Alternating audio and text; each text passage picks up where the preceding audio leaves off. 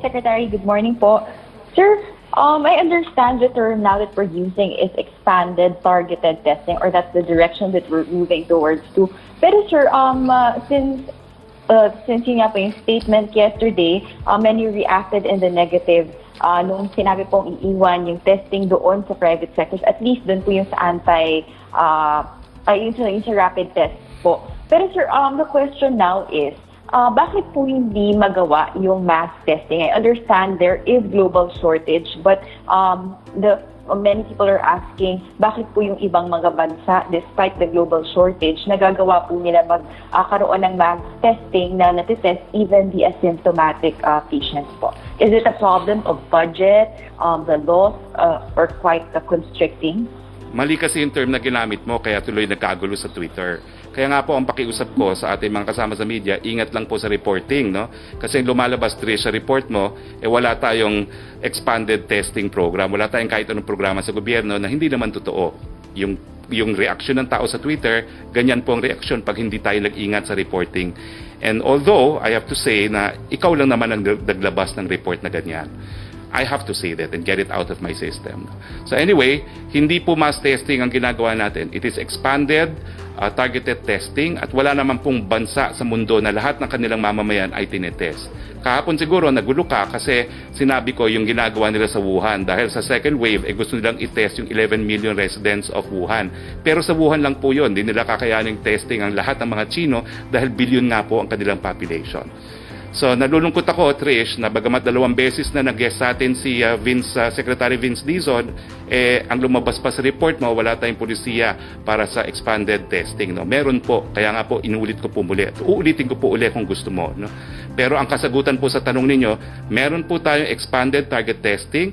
Siyempre po, sa simula, mahina po yan. Bago po kasi ito sakit na ito. Bago yung mga teknolohiya, mga laboratories na ginagamit para i-testing sa sakit na ito.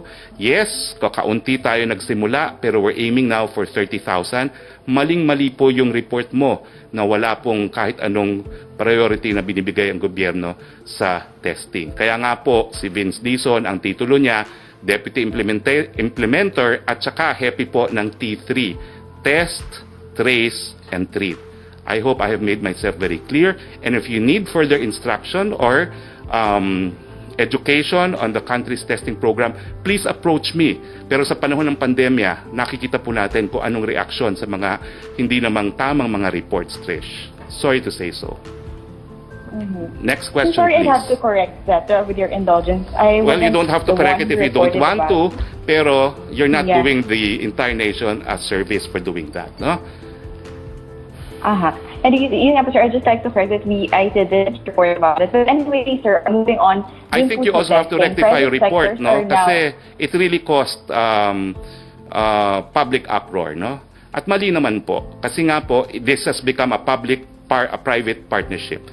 It's not because of lack of funds. It's because everyone gives priority to testing. Kasi yan nga lang po ang ating paraan para malaman kung saan ang ating kalaban. But again, I have to say it, no? I cannot do my job without, sabi ng lahat, wag ko na raw pansinin, Trish, no? Hindi, I have to call you out. Kita mo naman yung naging resulta ng inyong reporting. At ikaw lang ang nag-report na ganyan. Buti sana kung lahat ng Malacanang press corps nag-report ng ganyan, I would say ako nagkamali. Pero you took my statements out of context. Nagpanik ang publiko. Sa panahon ng pandemic, you have to be responsible for what you report. Next question, please. Yusek Roque. Okay, from...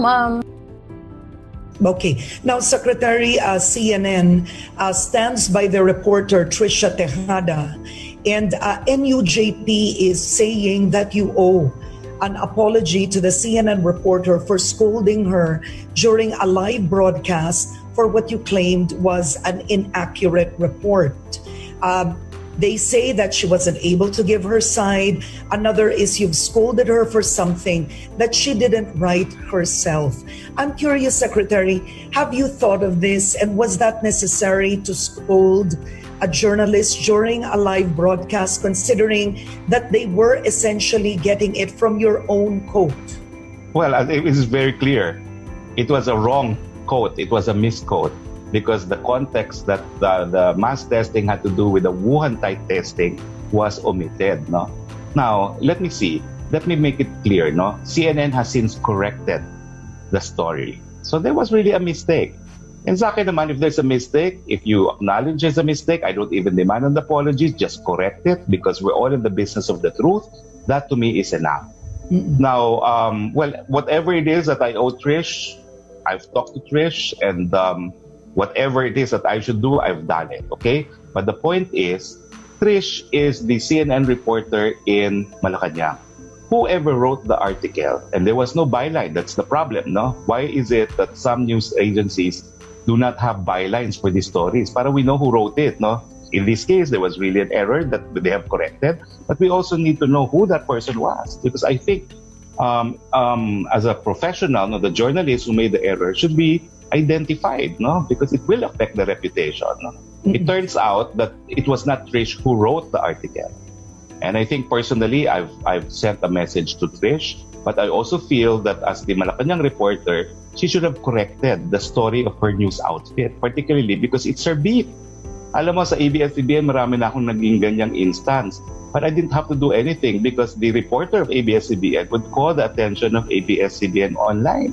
And I can think of 3 instances already when it happened, no? Because that's also part of the responsibility as Malacanang beat reporters. Okay, now moving on forward, and the only reason I'd like to move forward is you've already said that you've spoken to the CNN reporter, you've spoken to Trish, so clearly you are not going to respond to NUJP's demand that you owe her an apology. Because I think NUJP means public apology. I don't owe anything to NUJP. All right, I've done work for NUJP. They probably owe me.